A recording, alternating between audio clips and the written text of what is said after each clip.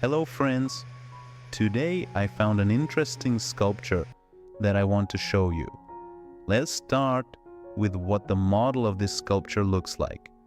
I'll tell you right away that it didn't work from the first try. So, on to my first try.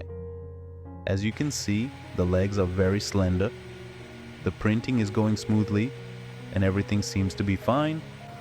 But at some point when it came to hands, the printer started printing through the air, and I had to stop printing.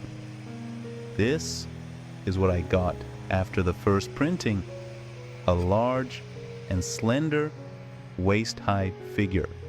In my next attempt, I made supports for some parts of the figure, but not all, and it turned out well here. That's how the support figures turned out. But again, when it came to printing the arms, they just started falling off the figure. This is what I ended up with on the second attempt. I didn't want to print this figure a third time, as each attempt takes several hours of time. If you refine the figure a little, clean up the irregularities with sandpaper, there will be an armless sculpture of a woman.